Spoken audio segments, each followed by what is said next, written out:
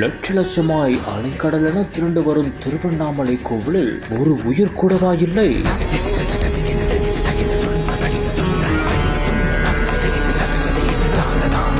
வெறிச்சோடி காணப்பட்ட அண்ணாமலையார் கோவில் 365 நாளுக்கு ஒருமுறை நடக்கும் ஓர் அதிசயமா?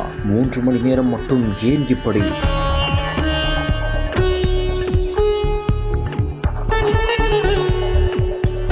திருவண்ணாமலை அண்ணாமலையார் திருக்கோவிலில் தினந்தோறும் லட்சக்கணக்கான பக்தர்கள் வந்து சுவாமி தரிசனம் செய்து தரிசனமும் பெற்று செல்வ இந்த ஒரு நிலையில் அஸ்வினி நட்சத்திரத்தில் அண்ணாமலையாருக்கு அன்னாபிஷேகம் நடந்துள்ளது. அன்னாபிஷேகத்தை ஒட்டி 3 மணி முதல் 6 மணி வரை சுவாமி தரிசனம் ரத்து செய்யப்பட்டதாகவும் கூறப்படுகிறது. இதனையடுத்து கோவிலில் ஒரு பக்தர்கள் கூட இல்லாமல் இருந்துள்ளனர். இதனால் கோவிலே வெறிச்சோடி காணப்பட்டுள்ளது. இதையடுத்து 6 மணிக்கு மேல் பக்தர்கள் தரிசனத்திற்காக அனுமதிக்கப்பட்டதாகவும் கூறப்படுகிறது. இந்த ஒரு சம்பவம் தற்போது சமூக வலைதளங்களில் வைரலாக பரவி வருகிறது.